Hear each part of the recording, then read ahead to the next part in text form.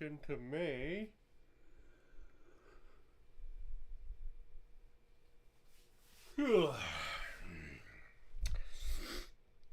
So what do we got today?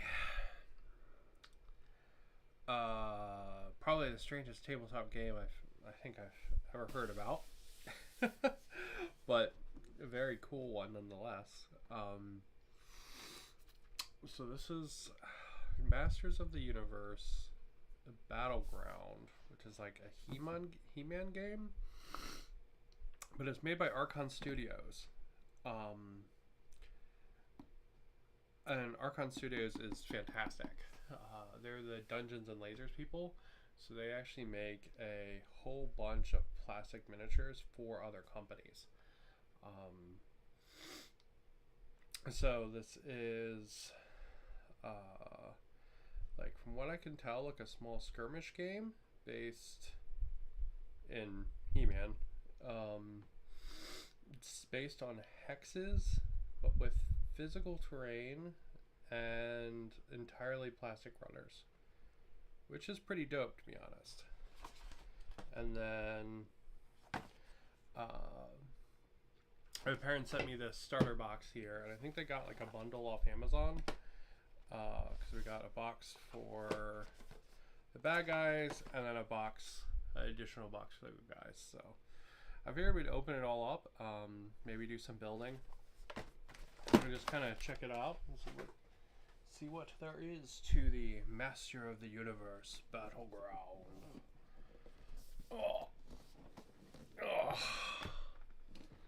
So we look at our box. You can see what we get inside. We get a ton of tokens, a ton of cards, rule book, a play mat, because it is a hex-based game. It does also use dice, but the dice are, like, they can be any dice. They're just regular six-siders. So, yeah. So you're gonna get 5 guys on each side. So He-Man, Penis Helmet, Bird Guy, Orko, Ram Jam, Skeletor, Evelyn, Trapjaw, Merman, and this guy who I've been told is named Triclops. Also the box says it, but cannot for the life of me remember his name. Apparently it is 2 to 4 players. Oh, and as all Archon Studio things are, made in Poland. So I technically already opened this up because I did a video call with my parents because they sent me all this for my birthday. So when I unboxed it, I opened it all up to show them kind of what was inside. And now I figured I would show it off on stream. So there's 2 runners, one for each faction. The minis are very, very detailed, which is not surprising for Archon Studios. They do wonderful, absolutely wonderful plastic minis. But it is kind of surprising you get all 5 of them in one runner, right? But we got the bad guys in purple, and then we have the good guys kind of in like a yellow. And this coloration carries throughout all the sets. So if you want your good guys and bad guys kind of to be colored without having to paint them, they got you with the nice colored plastic. And then inside of it, we get 6 runners of some hefty, chunky fucking terrain. This is some heavy fucking terrain. This box is like it's a big chunker. And most of that weight comes from this terrain. Like, it's hefty. Hello! So, you're gonna get 3 different sprues, 2 of each. So that's going to be 20 total wall sections, some scatter terrain, ladder, some kind of platform. So even though it's a hex-based game, it does use terrain, which is kind of cool. And then you get 2 different rule books. This one here is your actual gameplay rule book. Hello! Yeah, we're checking out He-Man. Masters of the Universe. And this one's your instruction booklet. I think? No. What is this one then? Oh, this one's like, I guess, like a quick start guide. Interesting. Building decks, standard setup, terrain. Yeah, I guess this one is like a quick start kind of. Setting it for a tournament. Choose the first team, prepare the battleground. Okay, so this one is kind of like a more of like a campaign book or like a quick start book, I guess. And we'll look at the actual rulebook in a minute. Oh, but I'm not going to pull this out right now. But we've got our board. It looks. Actually, you know what? Fuck it. That's why I'm here. We're going to pull it all out. Really, I want to get building the minis, to be honest. But.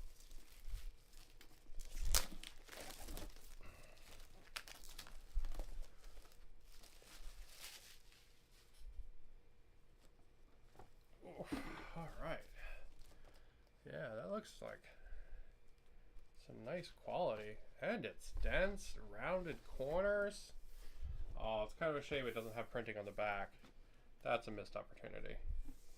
But yeah, it looks like a 2x2 board with hexes. Really nice printing. Super, super nice quality. It's a shame it doesn't have printing on the back though. That's kind of a letdown.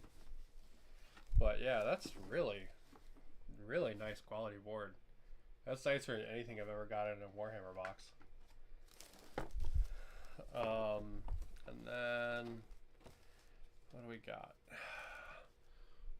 So glad I could catch this. Nice. Well, I'm happy you're here. That's cool. So we check out He-Man and these Trillion D tokens, which I'm holding upside down. It's kind of cool they gave you a ruler in the thing. I wonder why you need a ruler though. This is a hex-based game. What is the ruler for? Is this not a hex game? Am I wrong? I mean, the board has hexes on it.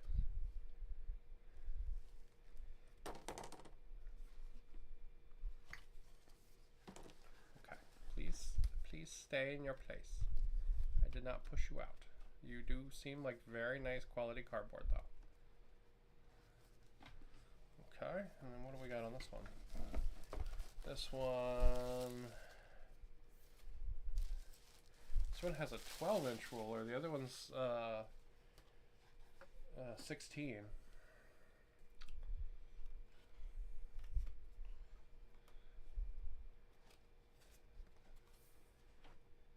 There's a Merman and a Triclops token. Okay, and I guess these are debuffs. Interesting. Alright, there is a little bit of like space filler in the bottom. Yeah, it might be for ranged attacks, but usually you count the hexes in a hex game for ranged attacks. We'll see when we get to the rulebook, I guess. So there's a little bit of space from the bottom. This is where the rulebook was. It was down underneath these, so it doesn't get messed up, which was very nice. And then we have a whole bunch of little cards. So I believe one of these is for the good guys and one of these is for the bad guys. There's the good old penis helmet, everyone's favorite. There we go. Good old magic cloak. Yeah, it's a whole bunch of different stuff in here. Gain 1 mana. The Gem of Tamaj. The Wheel of Infinity. The Ram Stone. I'm going to be super honest. I don't know He-Man good enough to know if these are all references and stuff, but I'm going to guarantee that they probably are.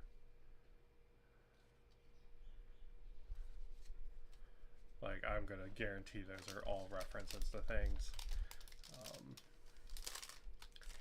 Like I remember watching He-Man like with my sister and playing with the toys. It's not something that I know like that well enough to like get all the references. You know what I mean? So you get 2 of those decks, and then you start getting some character cards. I think these are just characters. That would be a lot more characters than there are in the box. What else is here? Okay. Oh, these are like special attacks. These are like special attacks. That's interesting. Hook attachment. These I recognize, right? Because like that's like He-Man's sword that came with the figure. That's the skeleton guy, Skeletor. Yeah, his staff. I don't recognize that one at all. Yeah, like these are their weapons. And then we get the character cards. That's an intense look of Skeletor right there. Look at that. Ooh, Evil Lynn's so angry. Merman. I love Merman. His design makes no sense. Triclops and Trapjaw. I also love Trapjaw. But like, why would Merman have like a fucking raccoon face? Right? Like, for real, but he does. It doesn't make any sense. That's a nice little bits of art though.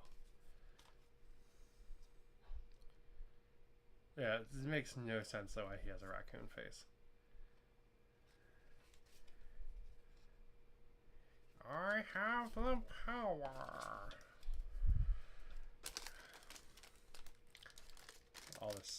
All this makes me think of is like, wake up every morning and I step outside and I take a deep breath and I get real high. Scream at the top of my lungs, what's going on? And I say, hey, hey, hey, hey, hey. I say, hey, what's going on?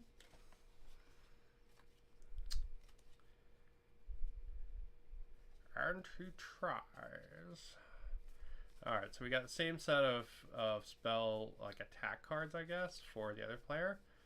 That's kind of nice that they give you 2 sets of each. So you have 2 sets of the items and 2 sets of the attack cards. And then I guess these are the good guys. That's a fucking terrible picture of He-Man. These, like, close-ups, wow, look at that one.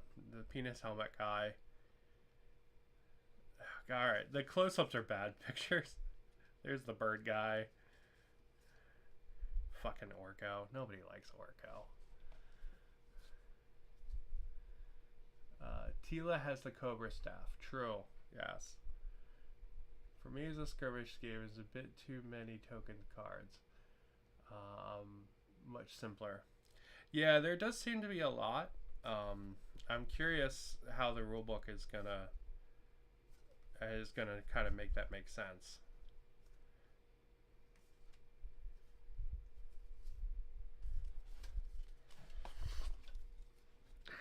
Because like the Fallout games, they have like, you have item tokens, you have character cards, you have like event tokens and stuff, and then you have bespoke dice.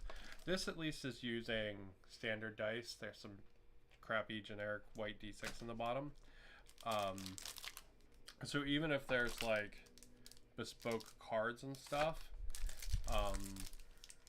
at least the dice are normal. So that's nice. And I'm betting a lot of those tokens and stuff that were on there, you probably really don't need those in the game. Lots of times you don't need tokens and stuff. Or at least as many as they give you. Okay, so this is like a fate deck. This seems to be like random like events and stuff.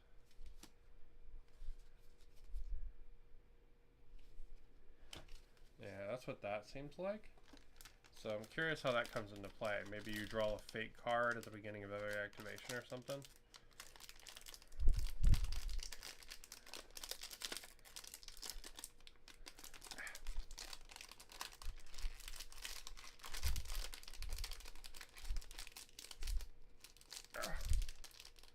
Come on, get in there, motherfucker. Stupid taped thing keeps getting caught on the tape. Yeah, that's what I say to this. There it goes. Okay. Yeah, lots of cards for sure. All right, let's take a quick look at the rulebook, and then we're gonna start. We're gonna build up. I want to build up the bad guys, to be honest. Oh, should we look at the other boxes first? Let's build some bad guys, and then we'll look at the other boxes. The other boxes only have like one guy in them, or no, 2 guys on each one, and then you get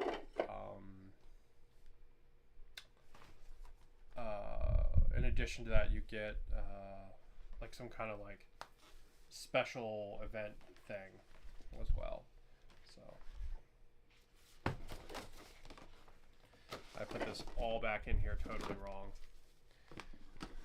and I need those instructions, which I need the rule book, and then I'm hoping there's instructions. We'll see, I guess. Alright, so let's check out our rulebook. Let me move this big box first.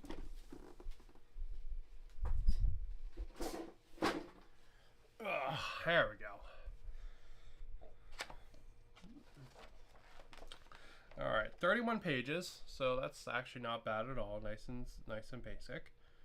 4 of those pages are about components of just the stuff you get. And it looks like it's a 3-phase game. Okay. The models. Okay, basic concepts.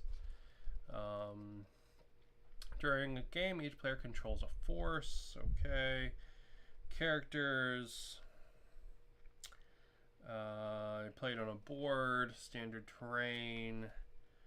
What is a high and a low obstacle? Okay. You first place the game board. You gather your forces. Okay. And it looks like you kind of predetermine what the weapons are beforehand, maybe. Gather your fate and glory decks. Each player gathers the 20 fate cards and 2 glory cards that are marked with their faction icon. And then shuffle the fate cards to create their fate decks, placing in the 2 glory cards face down in their play area.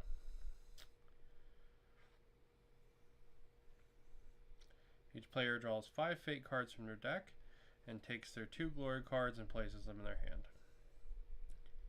Okay, so that's kind of what you do with the decks, I guess. Playing the game. Preparation phase. Alright, draw 5 cards. Before drawing cards, player can discard any number from their hand. Players cannot have more than 5 cards in their hand at a time. You cannot gain additional glory cards. So what is the glory card then?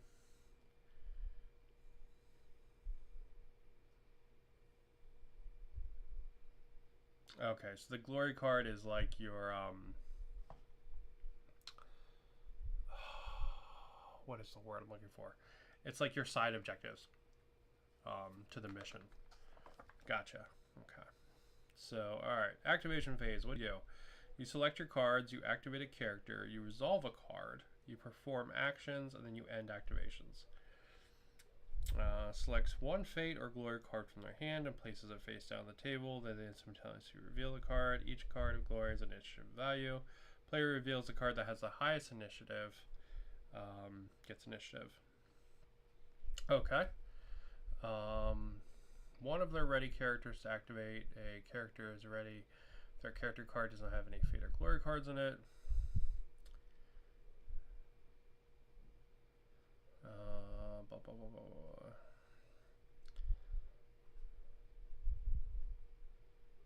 Gains action points and mana equal to the value indicated in their fate or glory card. Okay, so that's what the fate cards are. They are your initiative system, and they dictate how many points of like activation stuff your guy's gonna get. That's kind of a cool system, actually.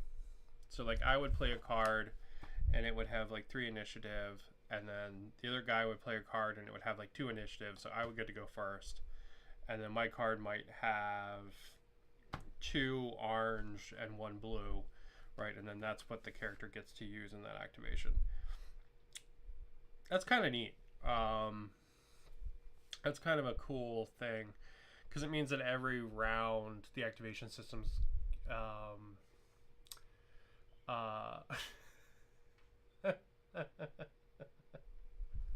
I just saw the phrase magic glory hole card.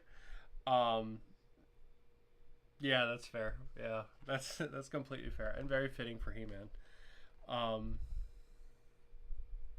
But that's a neat activation system. How your characters kind of don't have a set number of actions they can do. They use what's on the card. That's kind of neat. All right, let's see. They can. Your characters then use their like currency from the card to do a skill or to perform an action, so they can focus, move, attack, or use an active skill, or Overwatch. Overwatch is a weird action for this kind of game, but okay. And then there's just a generic cleanup phase. Okay, that actually seems very, very simple. It looks like each character has 5 different potential stats. Alright. You get a defense roll. There are exploding dice in this game. That sounds pretty cool. Alright, so there are exploding dice. That's pretty sweet.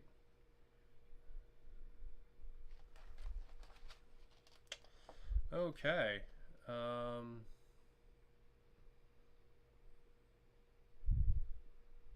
Spending focus. Okay, move. Okay, so you move via hexes. That makes sense. Climbing down, ladders, attack. Alright, how do I figure out distance for attack? Let's see. Each attack requires a character to use one of their equipped weapons, and the attack is resolved differently depending on the type. The AP cost is different.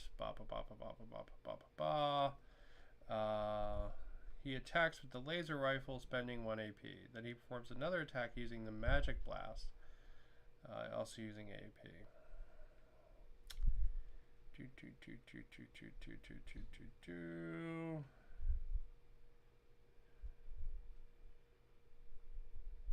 Okay. That doesn't say anything about measuring, though. Measurement. Here we go. Determining range. Each ranged attack indicates its maximum range in inches.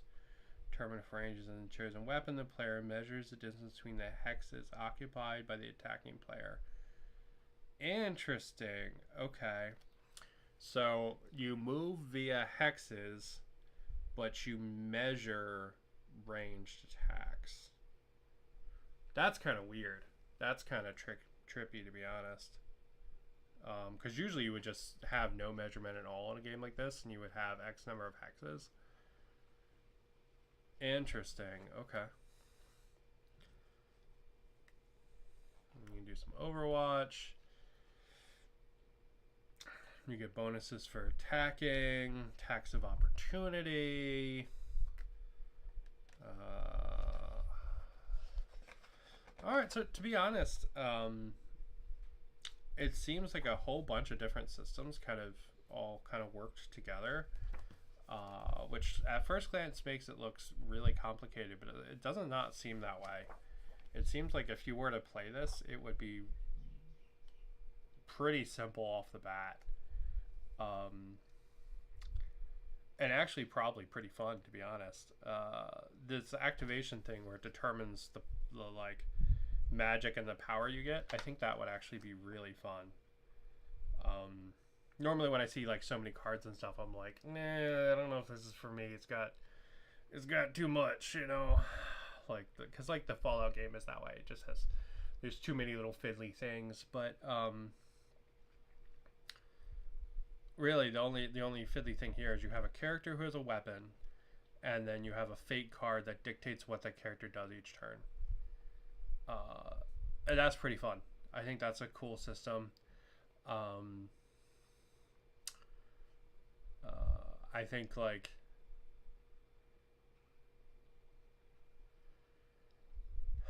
to be honest, I think you could probably actually play that pretty well with kids. Because like they get to pick an action based on what each one costs from the card. I think that's kind of neat. I think that's a cool system. The thing about the measuring and stuff is kind of weird. I don't know how I feel about that. I think I'd rather just have it all be hexes, to be honest. But yeah, definitely interesting. I think it 100% warrants a like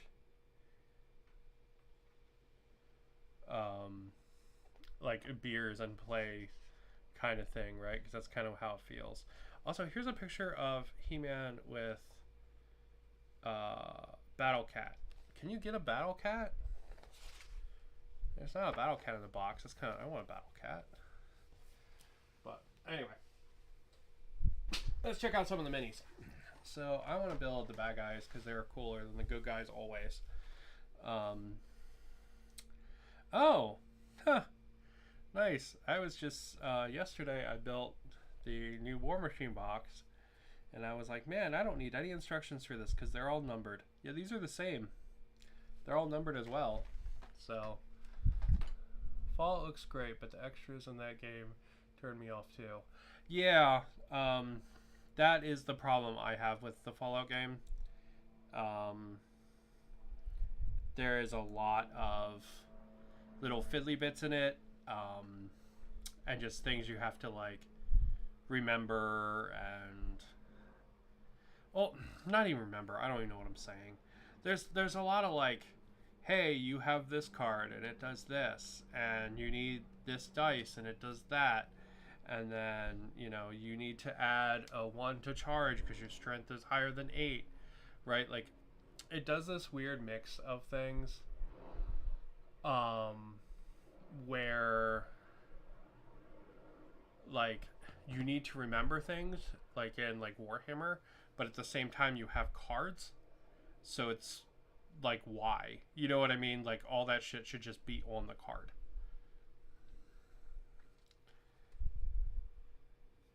So we're building Merman first because he's cool. I like Merman a lot. Merman had a repaint that I think was called like Stinker or something. Stinkor. Who was he was a skunk.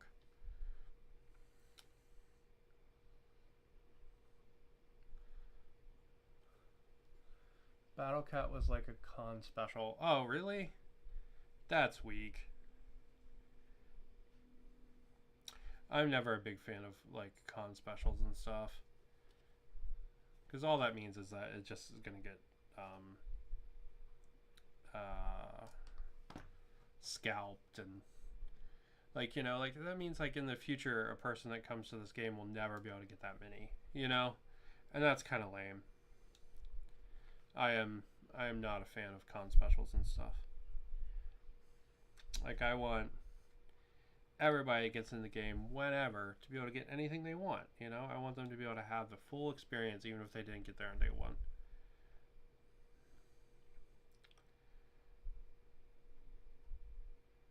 God damn, I always forget how ripped everyone is in He-Man. Because, man, I'm like looking at these people's legs and it's like, holy shit, these guys are shredded.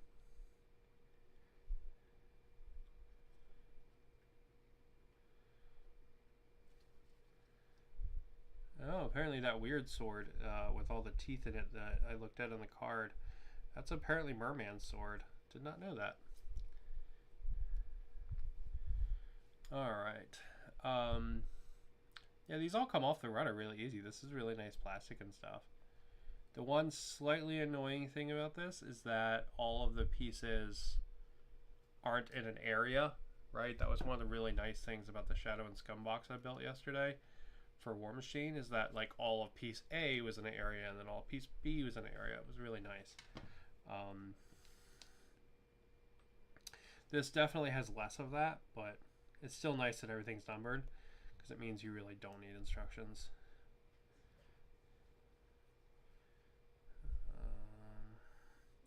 Shit.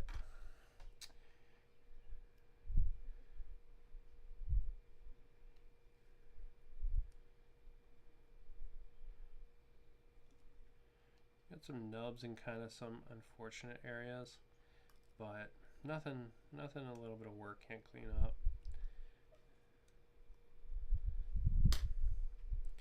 And then I just want to see how the pieces fit. Oh, it fits really nice. Yeah, it does. It's definitely not going to hold together without glue, but I mean, I wouldn't expect it to. But yeah, that goes together really nice. There we go. Zoom in a little bit.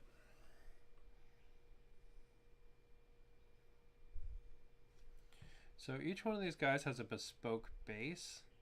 And I think the reason for that is because the bases have a notch to show you where front facing is. Because this is a hex game with round bases, but that means that you can still do things like sneak up behind your enemies and stuff. That's something I actually really wish Necromunda would do.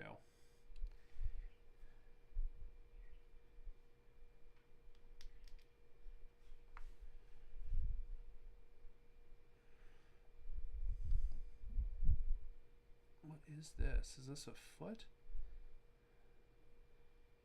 Or is it a leg? Okay, it's a leg. Okay. I was like, I thought those were arms when I first clipped them out, but then I just looked and he's like, oh, he has both his arms already. Derp. What are these then? I guess they're legs. There we go.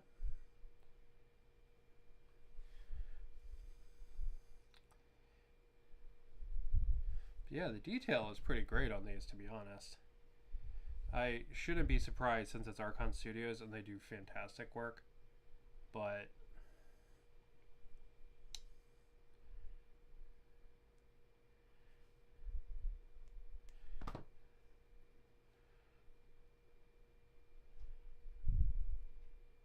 it's still worth saying, like, right? Because like the detail in that is just wonderful. That's just absolutely wonderful. All right, we're gonna have to let his legs dry for a second because he's gonna have to put pressure on them. All right, so we'll figure out where the rest of this stuff goes.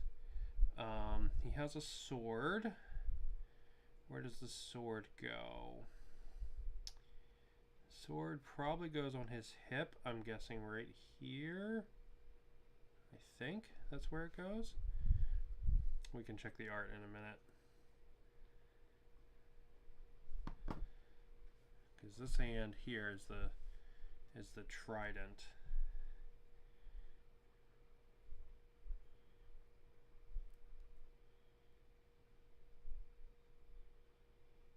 Which I'm assuming he like stabs over his head, stabbing inward. I think that's probably the play for that.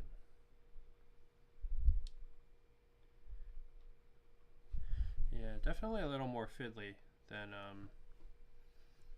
the War Machine stuff from yesterday, but they're also much smaller miniatures. And that's not necessarily a bad thing. It means they'll fit with like more historical lines. And it also makes it doubly impressive that they have such nice detail and are smaller. Ah, fuck.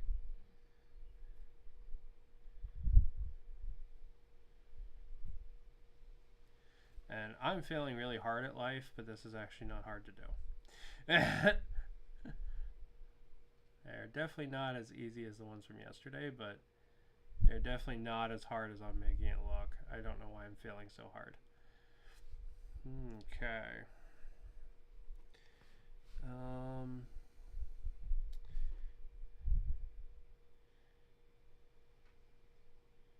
I guess the top of his armor is like flat like that. Because that kind of looks like something's missing, to be honest, but I guess not.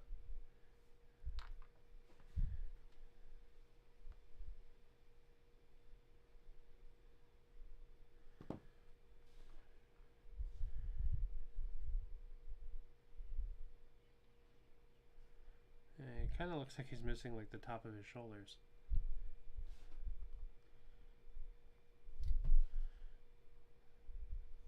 That's because he is.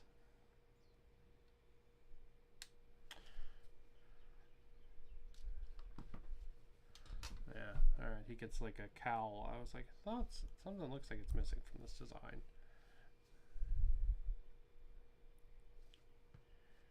This is one of those things where if you're probably like super familiar with the characters, because like I'm familiar with the characters, but not enough to like I couldn't draw a merman from memory. Like I could draw his face, but that's about it. You know?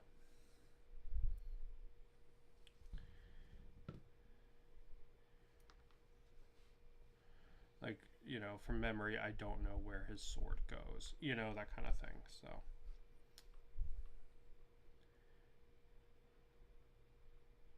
There we go. With his weird raccoon face that he has for some reason. Alright. And then he plugs into his base. Just like that. And we glue him down. Yeah. It's not bad at all.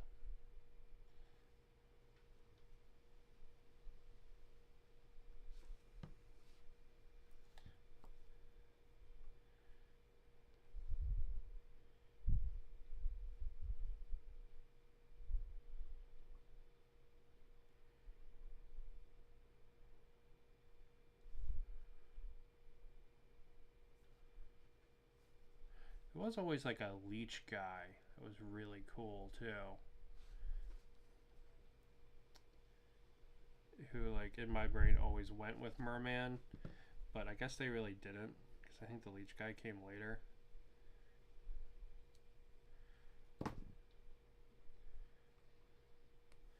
Why am I feeling so hard today? These really aren't that bad to build. I'm just being completely derp.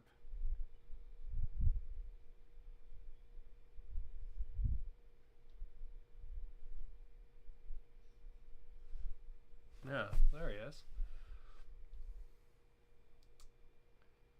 That's a pretty cool mini, I'm not gonna lie. It's got a lot of personality to it. What are they, 28 or 32? Let's check in a second. I just remember all the dudes wore furry bikini bottoms. Mossman was cool too. Oh yeah, there was a guy and he was like actually fuzzy. Yeah, that was really cool. Yeah, I don't know why everybody wears like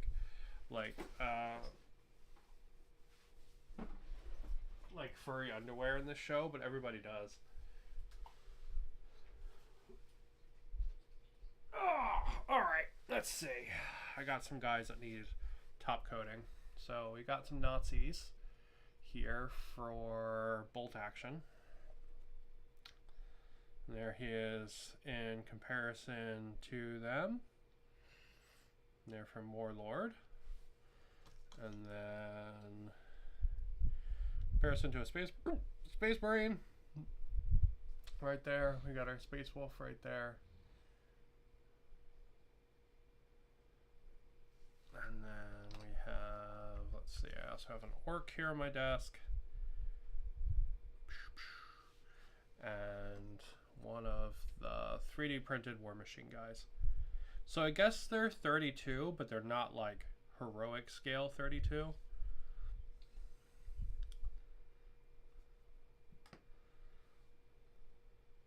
But yeah, he's a pretty cool mini.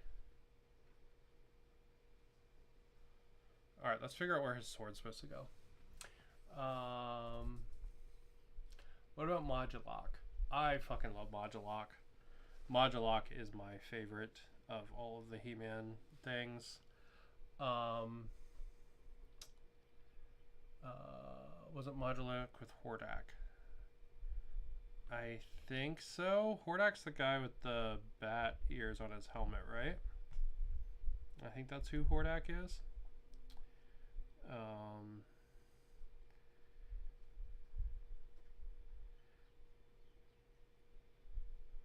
Oh, okay, I see now.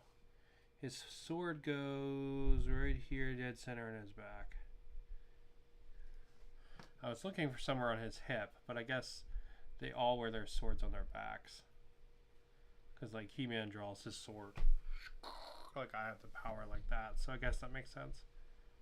But they'd all have the same connection point, because a lot of these figures use the same body when they were made.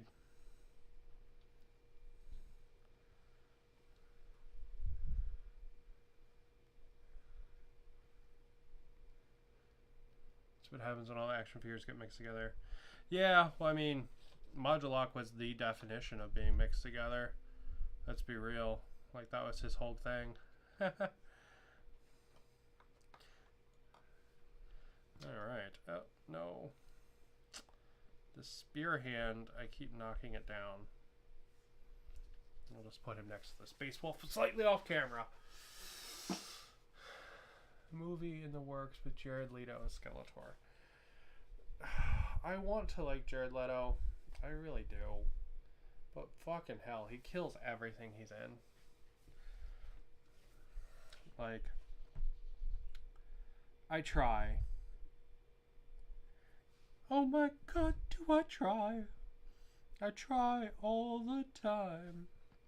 In this institution. And he prays. My God, do I pray?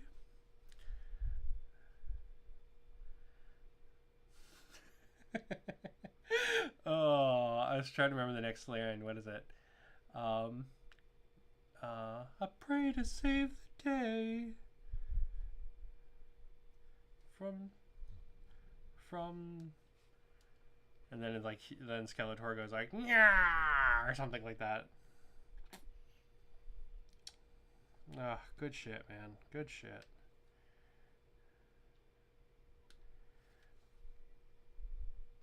That's one of those memes you can watch. Like, that meme's probably like 10 years old now, but I feel like you can still watch it if you're having a bad day, and it'll make your day better. But yeah, Modulok would be really cool. Skunk Guy would be really cool. There was like a scorpion guy who was red, and then there was like a green version of him who was like a lizard. And the lizard guy had like a rubber tail. I don't think I ever had the scorpion. I know I had the lizard guy, but I know there is a scorpion.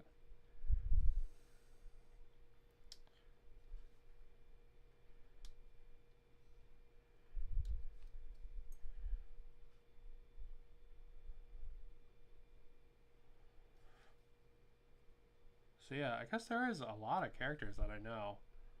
And there's that guy that you could like see through him, and he had like all the working bits. And there was like a Rick and Morty character that was like a ripoff of him. I haven't watched Rick and Morty in so long though. I don't know if that guy's still around.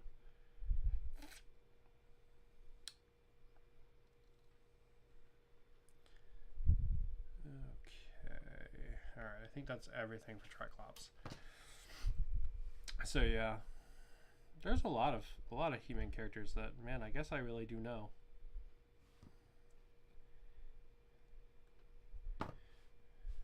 Definitely know the bad guys more than the good guys. But I'll admit, I'm one of those people that's always like drawn to the monsters and stuff, so it's really not surprising.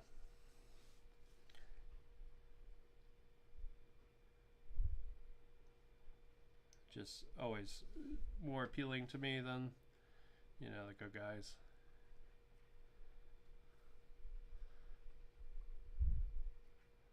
It's for revolution. That's it. I pray for revolution. Yeah. Okay. Yeah. Yeah. William Dafoe would be a good Skeletor. That's true. Yeah, he definitely would be. I think the Scorpion guy was Lobster. Oh, was he a lobster and I didn't realize? Interesting. I could see that. Oh no, I did have him because he had a spring-loaded clicky claw thing. Yeah, one arm was bigger than the other. Yeah, he was a lobster. He wasn't a scorpion. You're right. Yeah. But he had that spring-loaded claw arm. Oh man, all the memories coming back.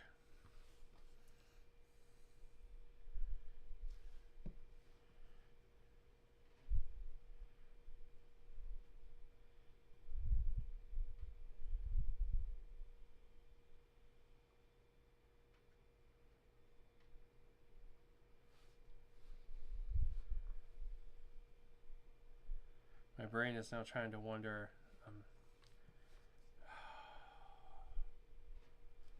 I don't know. Like, what else? What?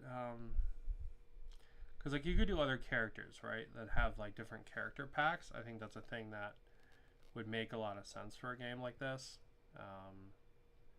Right? Because literally, like, I've just been sitting here. You know, we've been talking about all the characters that exist. Oh shit! How does? Okay, there it goes. Like, you could do other character packs, sort of like the other ones that came in this like starter bundle thing. Or what else could you really do? Like, He-Man had some vehicles as well. I don't know if a vehicle would work good in a game like this, right? Because like He-Man is it's characters fighting characters. It's not like Teenage Mutant Ninja Turtles where there's a lot of like goons and stuff, right? He-Man is always like named character fighting named character. You know, you don't have like He-Man cutting his way through like 400 skeletons to fight Skeletor. No, Skeletor shows up with Beastman and they punch each other. You know what I mean? So it's not really a thing where I'm missing an arm. It's not really a thing where like you could do like a box of goons, you know?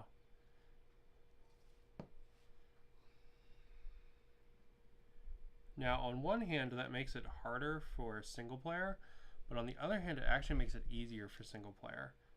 Because since all of the characters kind of have characters, you could just come up with actions for each one of them. Like, Beastman always does this, and, you know, Skeletor always does that. Like, you could literally just come up with those interactions. And, I mean, hell, you could have put them on the card. And then, you know, this could be single player. So there's a little bit of a gap in the like in the line here in the shoulders, and I'm not sure if it's supposed to be that way. I think it is a little bit. All right, let's put Triclops' head on.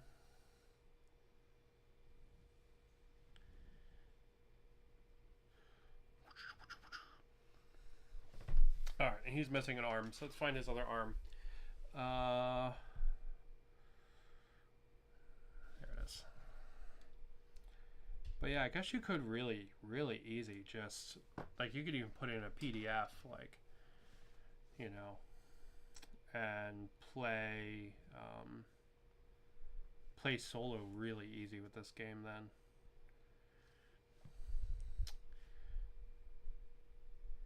And the nice thing there is you would always have kind of the variance of whatever energy you draw, so you'd always have that randomness.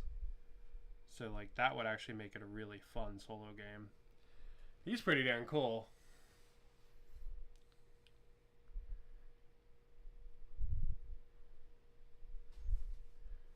Stop focusing on the bottom, please. Please. Focus on Triclops. Please. Please. Thank you. Yeah, he's pretty cool. This plastic's a little harder to see on camera because you get more shadow. But what is it? What is it like over here? Is it this? But the detail in them's a little easier to see in person, to be honest. Yes, once you learn the game, you could even write up cards for characters and 3D print them. Yeah, you could. Like, if you wanted to 3D print, like, Modulok or whatever. Yeah. And it would work really good, I think, because of that. I feel like this this kind of character-driven game, right? Like, you could even play out the specific episodes. Like, I don't remember the episodes good enough. To be honest, the episode I remember the best is the one where, like, Skeletor, it's like the Christmas episode or something, and Skeletor gets, like, a puppy and, like, is a good guy for that episode. I think he gets a puppy. It's something like that, or he, like, helps children or something. It's some dumb fucking 80s bullshit. But he's, like, a good guy at the end. But, like, that episode, like, is the one I remember the best, right? Besides that, it's, like, all, like, clips and stuff in my memory. I don't think I could actually tell you the plot of another episode besides that one.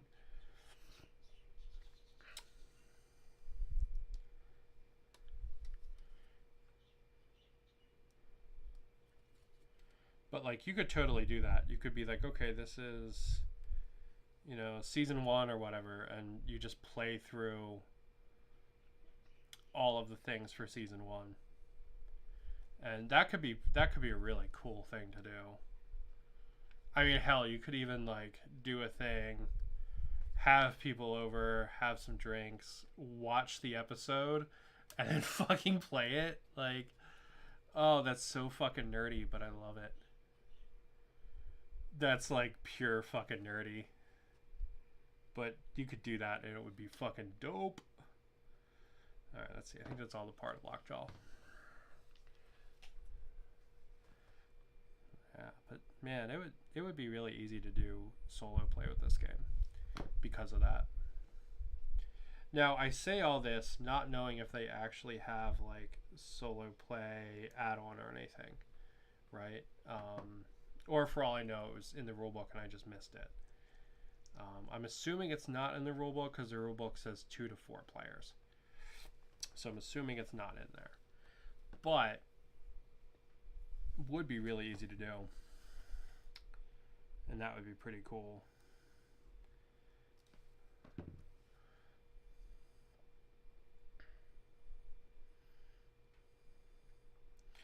But yeah, would definitely be interested in giving this game like a real play. But I do think it would be a better game, like, you know, like hanging out and stuff, like with some drinks and all.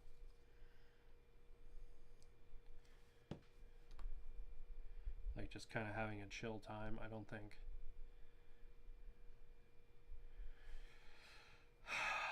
Like there's probably technically like a meta way to build your lists and stuff in this, but I kind of feel like that kind of goes against the spirit of just sort of enjoying the silliness of the game.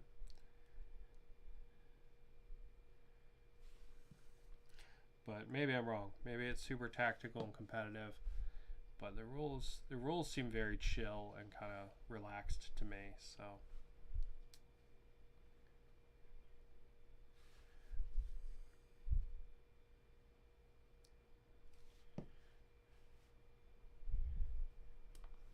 shit.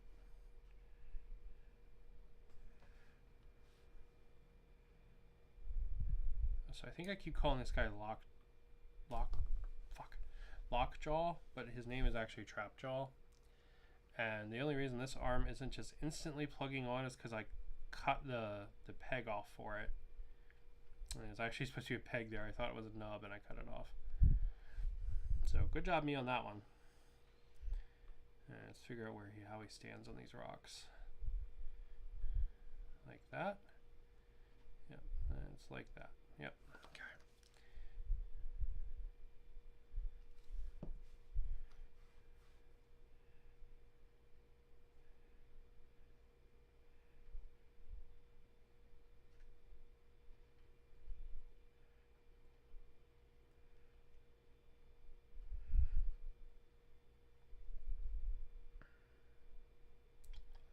Okay.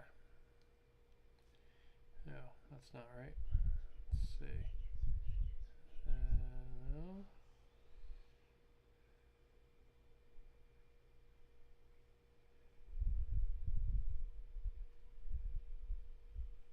Maybe that is right. Did I clip out the wrong base? No, that one's Skeletor and this one's Evil Lyn. Okay, so this is the right one. It's kind of strange. His foot looks like it has 2 pegs in it, but there's only like one like peg spot on the base.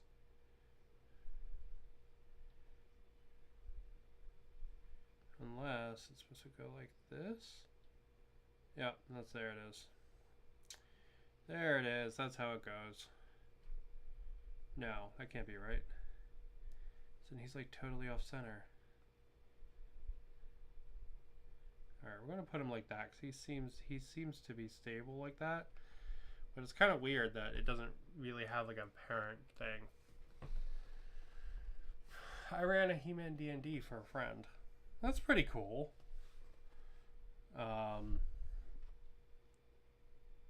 Were you guys characters from the show, or were you like, did you make up your own characters?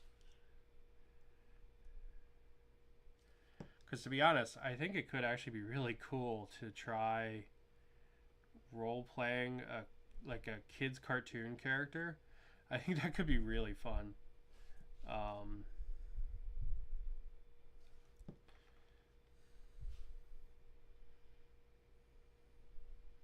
And everybody would kind of have like motivations and stuff right out the bat.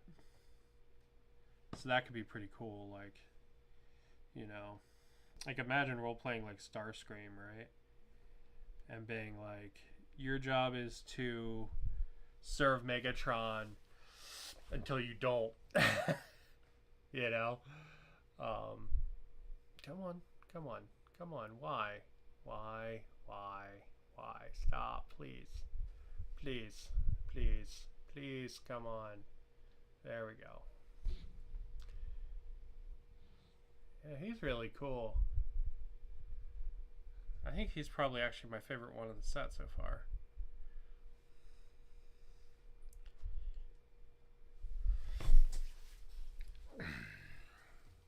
Alright, I guess let's build... We'll build Skeletor last.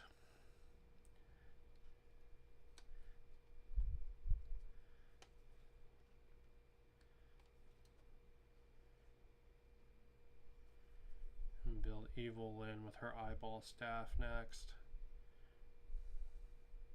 It is kind of nice now that we've got a couple of them built. You can just recognize that, you know, this part is for Evil Lyn or whatever. It is much harder for the kind of the dudes, because a lot of them just use the He-Man body, you know what I mean? So they were like He-Man body with different heads and different weapons, basically.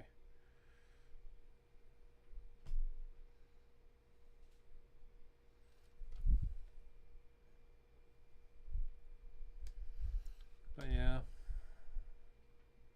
pretty cool idea. And I think while the initial impression of all the cards and stuff is very overwhelming, I don't think it'll actually be that bad. Definitely curious to try it out.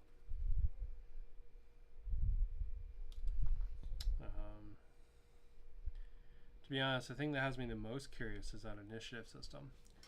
I think that looks interesting. Because it's essentially like a Magic the Gathering style like initiative, like energy system on top of like a miniatures initiative system. I think that's kind of cool.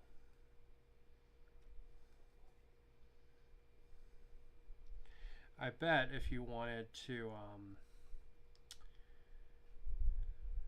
if you wanted to have more people, you could actually just divide up a team and be like, you get 2 heroes and I get 2 heroes, you know, and then kind of play it that way. I bet you could totally do that. Now the rulebook does say it can go for up to 4 players, so that's implying that there's official guidance for how to play multiple people. But if you, that's kind of weird. Her head and her boobs are one piece. Yeah,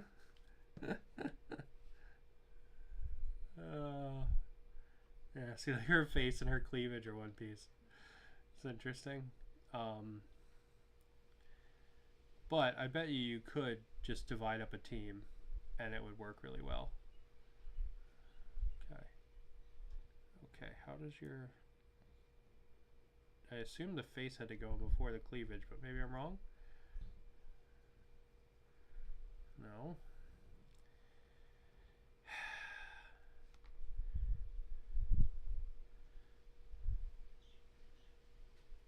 Oh, there's a little bit of a nub. I bet you that's what's throwing it off.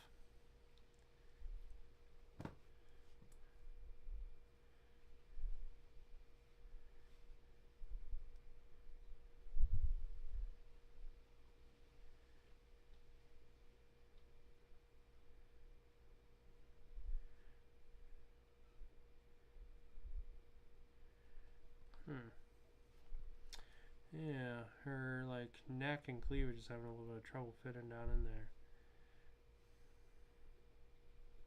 I thought it would be because this head would have to go on first, but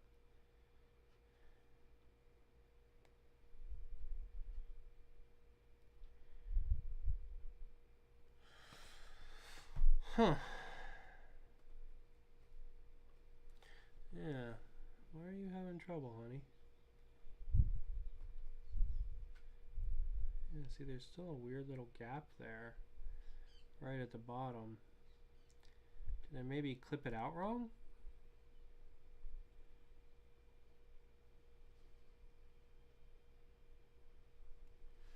Huh, maybe I clipped it out wrong. Maybe that one's on me. That's a big gap, though.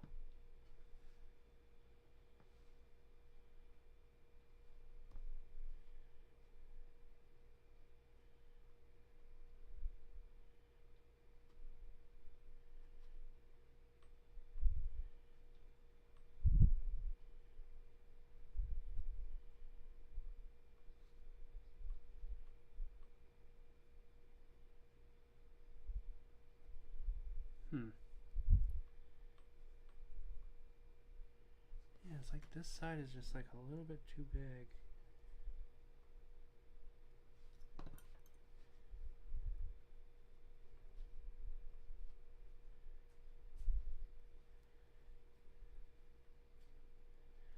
Yeah.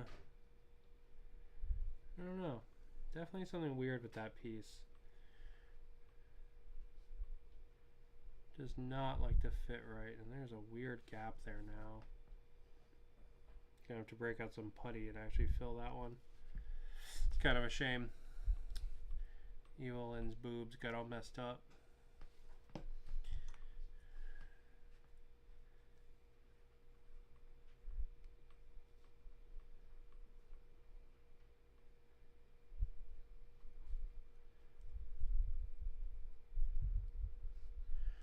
Alright, and then she just needs her stick.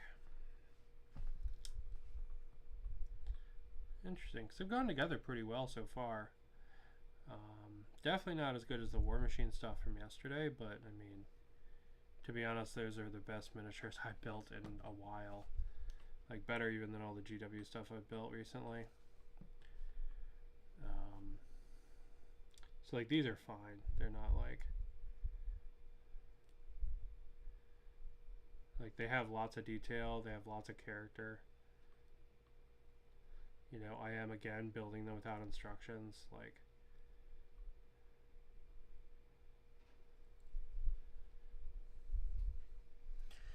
magic missile. Yeah, she's pretty cool. Dig that.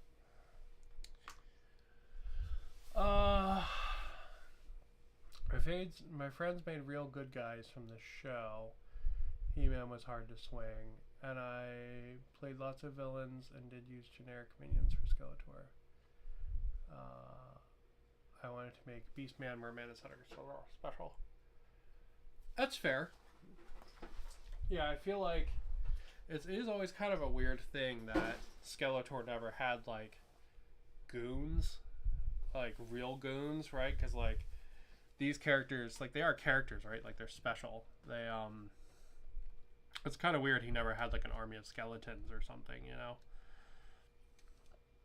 And you'd have like Beastman leading like, you know, a pack of like ape people or something. That was always kind of a strange thing to me.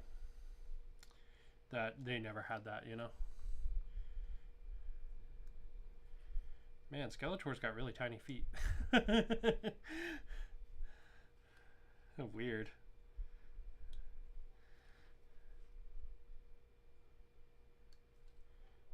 Alright, and then we've got this one here as well. So I think we'll build up Skeletor, and then we'll check out the other boxes. Because I wanted to do a little bit of building from the set, and just to see how everything goes together. And it goes together pretty nice. These are definitely pretty good minis. The detail is great. They're hard plastic. I'm building them without instructions. Get fucked, GW.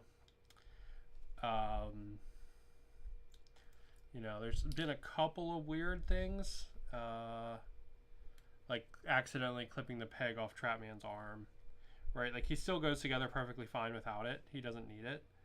But, you know, I recognize that that was me not looking at the runner properly and clipping it. And Evelyn's chest is a little weird. I'm actually not sure what's going on there. It's like she's missing a piece of plastic or something.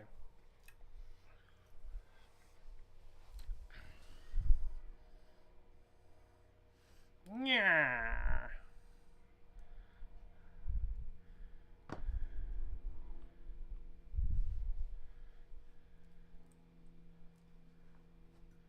So I think there's been a couple of He-Man like reboots.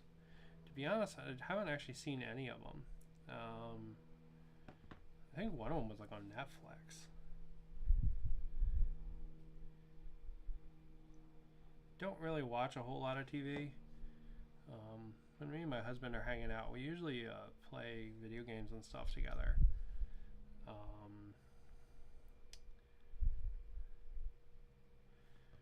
So, you know, and when I'm by myself, I usually I'm doing some kind of hobby. So I don't usually see a lot of TV and stuff.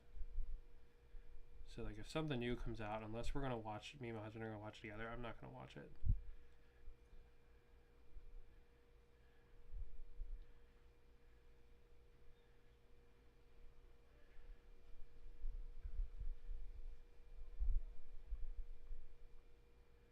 There it goes. Okay. So I think there is a new He-Man reboot. I remember watching the Thundercats reboot. Oh god, from like the early 2000s. God, that was so good. It only got like one season though. I also remember watching the Voltron reboot. I liked that a lot as well.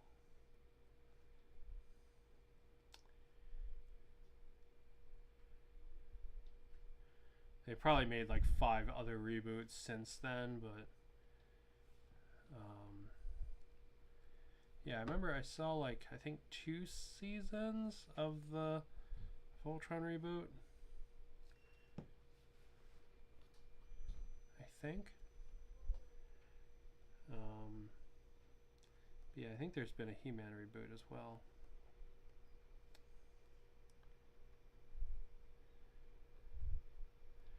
You know, and it, like, there are times where I don't mind reboots, right? For something, fucking goddamn this arm. Okay, that arm's gonna stay off for now, because that's annoying me. So we're going to glue him to the base, and then we're going to put that fucking arm on. Because, like, see his legs, they fit perfectly, and they go in one spot. And it's very clear where they go, right?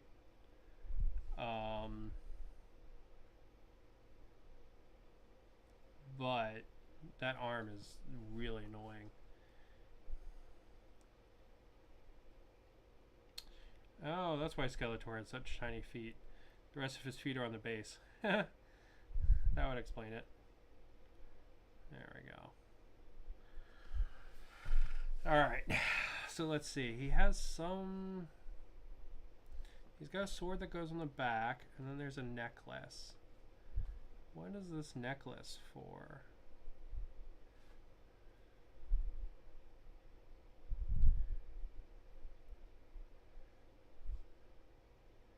I don't ever remember him having a necklace. Alright, because there's like 2 pieces of it. Hey, maybe he did. I don't remember it.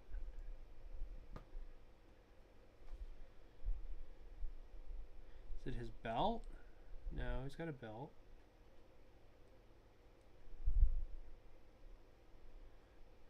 I bet I'm being really dumb. And that necklace thing that I've never seen before actually goes in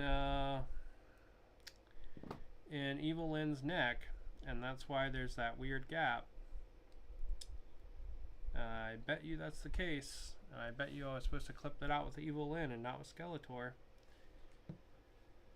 I bet you that's the case.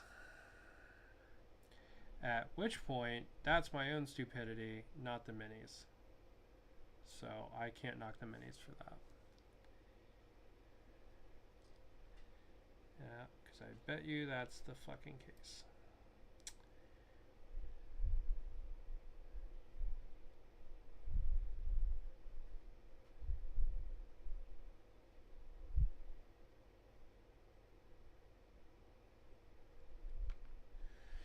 Yeah, this arm is weird though. Cause it's like there's like a piece missing from the top of it. Cause it's supposed to go on like that, and then it's like there's a piece missing at the top. Oh, does one of these go on Skeletor and one of these go on Evil Lynn maybe?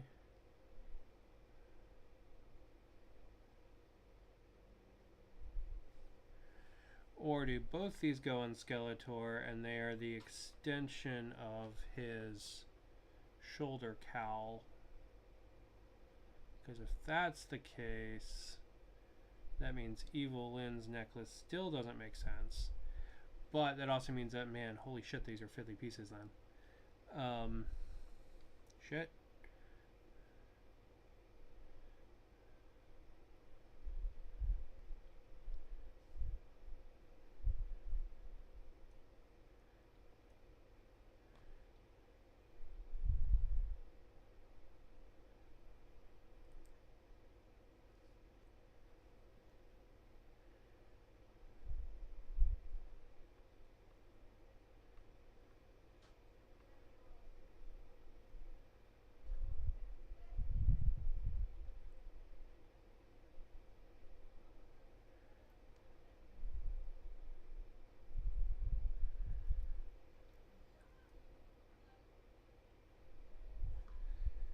Okay.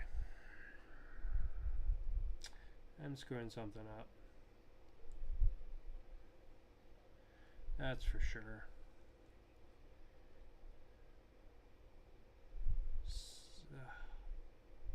Skeletor, why is your shit so fiddly?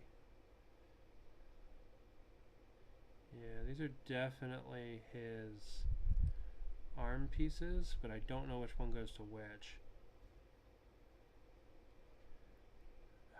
Why are you so fiddly, Skeletor?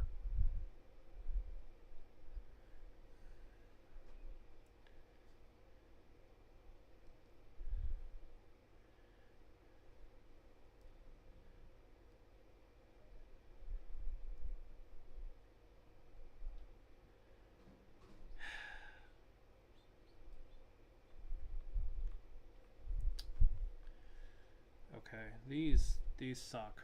These suck a lot.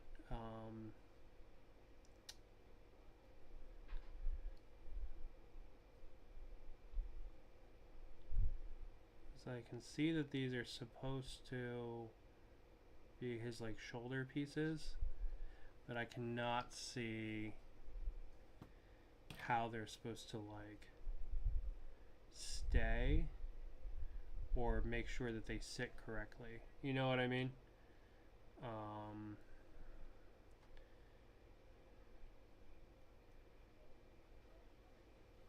Okay, there we go. That one's on. So the bigger one goes on the right arm. That makes sense now.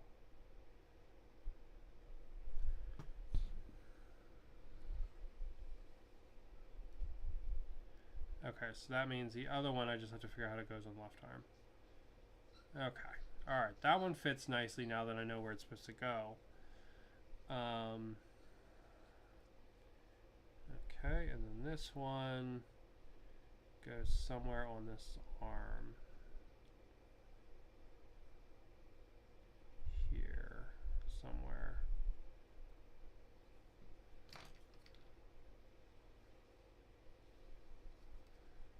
Go. Sorry, I was really struggling with this. But that one piece, it does fit really well. It just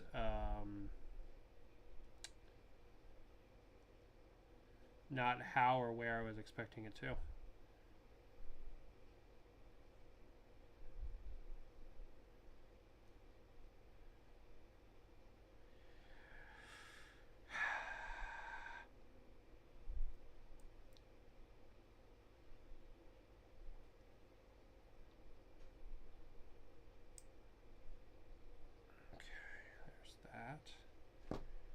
Where did that other piece go?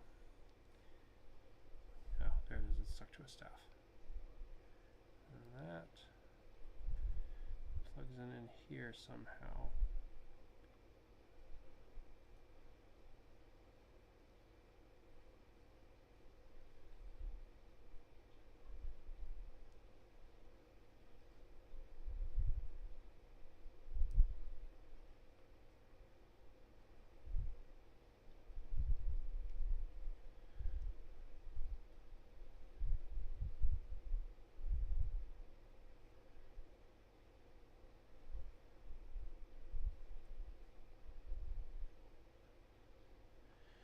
Fuck. Okay. Stay.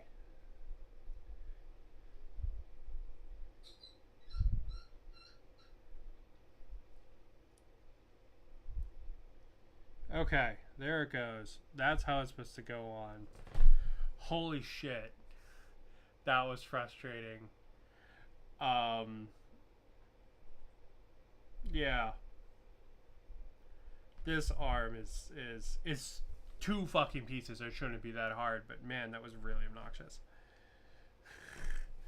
Wow, that took me way too long. Like, I think I built trap jaw or lock jaw and that, no, I think it's trap jaw, in that whole time. And I was putting one piece on Skeletor.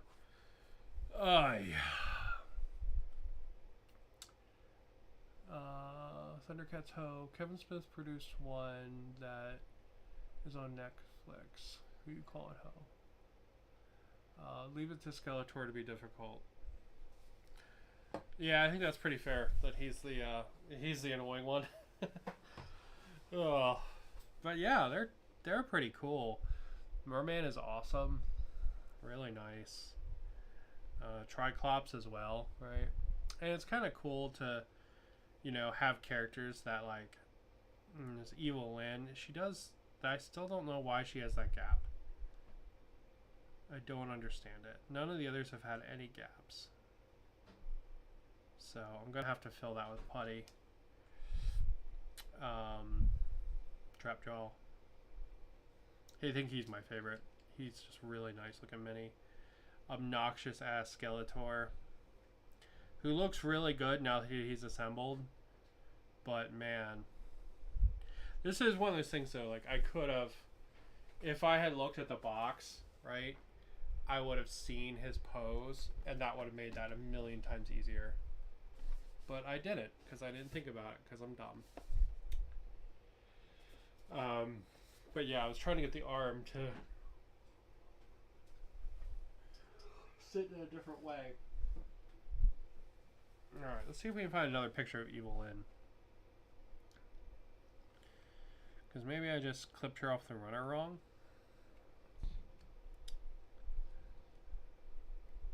I guess there's not really pictures of minis in the rulebook, huh? Oh, there she is. Yeah, see, that's what mine looks like. Same pose, same head position, everything. But, yeah, I guess I just clipped off part of her cleavage. Rip. Alright, I'll have to fill it with putty. Alright, at least I feel like that's on me, though, not the mini. So, alright, let's check out some of the other ones. Some of the other boxes. I've been streaming for an hour and a half, so before I totally run out of energy, I want to look at all the other boxes. So, boop. Okay, so in this one, we get Tila and the Sorceress, and we get some kind of like magic gates or something. Yeah, so they're pretty cool. They're neat sculpts. So it's got like a face coming out of it. These sculpts feel very retro, and I like that. And then we've got Tila and the Sorceress. They both look very straightforward and good, to be honest. Yeah, very, very easy to build those without any instructions on those ones. And then let's see. Wave 1. New heroes and villains join the fray.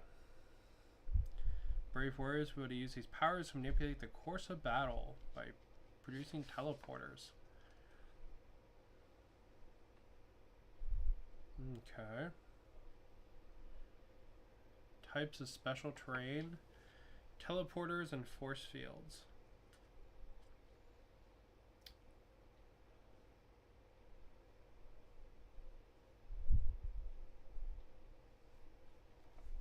Interesting.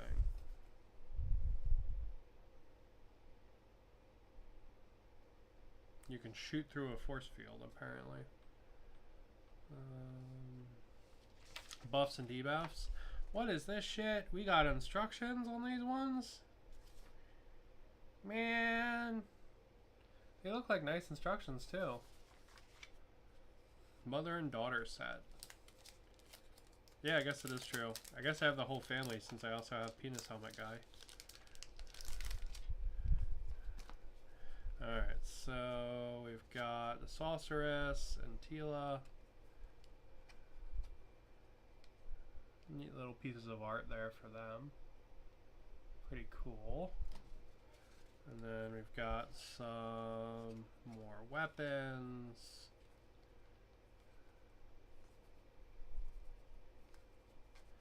Some new fake cards.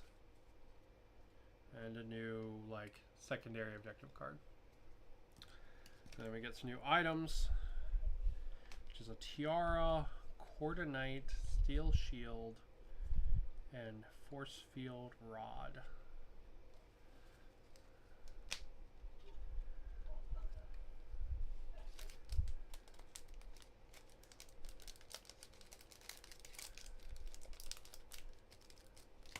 Nice. That's a neat little set. I think these little sets like this are also fairly cheap too. I don't think they're like crazy expensive like you'll find with a lot of other games that make little sets like this. You know, like if you do like Shatterpoint or something, like a little set will be like $40. But I think these ones are actually pretty cheap. And last but not least, which I got Beastman. So the other character in here is a guy called Skeleglow. I don't know who the fuck Skeleglow is. He looks like a repaint of... Oh, Scareglow. Sorry. He looks like a repaint of Skeletor, but in like glow-in-the-dark colors with a different weapon. But do I know anything about him? No. But if I had to guess his heritage, I would say he's a repaint of Skeletor. Like the figure, but in glow-in-the-dark colors. Alright. So, he's got a cool pose. Beastman's charging forward. Gonna smash some shit. That's what Beastman does. And we have 2 teleporters here. So I guess all the other ones are all force fields. They look very straightforward as well, which is really nice. Yeah, this looks super cool. I like Beastman. Yeah, and then we get the same little pamphlet. All right, let's check out their cards.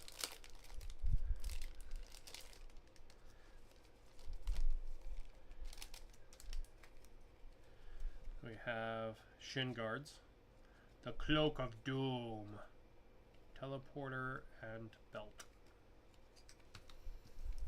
And we've got our Beastman card and our Scareglow card. There they both are.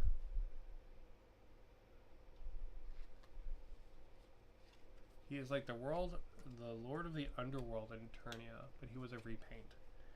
Yeah, that's what he looks like to me. Like, he looks like he would be a repaint of Skeletor. But in like glow in the dark green.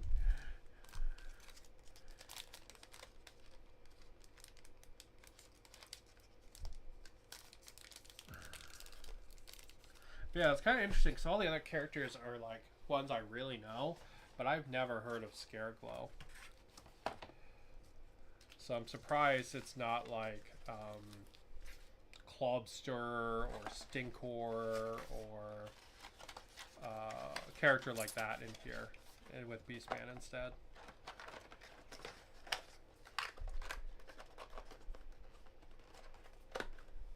But yeah, that's pretty darn cool.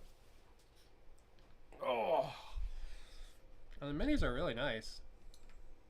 I mean, Skeletor looks really great now that he's actually together. And to be honest, I'm going to take some of the credit for doing that so dumb, because if I look at the picture of him, the pose is much more obvious. Same thing for the evil Lyn getting messed up. Like, I feel like that's my fault too. Like, Triclops is great. And Merman is just the best. Why he still has a raccoon face, no one will ever know. But he's a cool mini. So yeah, those are fun. I'm going to have a good time checking this game out. Just trying it out. I think it's going to be pretty cool. And it's going to be something different, which is always nice, you know? And to be honest, it's not a big like investment in time, right? We're talking the starter set has 10 guys in it. Like, you know, that it takes a weekend to paint. You know what I mean? It's not going to take forever. It's pretty cool. Scareglow was late in the line, but very rare. He's getting more attention as of late, though. Interesting. Yeah, I could see him being like a special, like 1 in 5 cases or something kind of pack in. I could see that being a thing. But yeah, they're pretty dope. Alright, I'm going to go ahead and call it there, though. Thank you guys for watching. Maybe next weekend I'll paint some of these up on the channel. That might be pretty fun. Let's see if I can do like 2 of them in a stream or something. Because I don't know, I feel like they lend themselves to that kind of like just having fun with them kind of painting. So yeah, so I think next weekend that's what we'll do. we'll paint some of these guys up, see what we can do. But I'm gonna go ahead and call it there. Thank you guys for watching. Thank you for coming back and hanging out, and I hope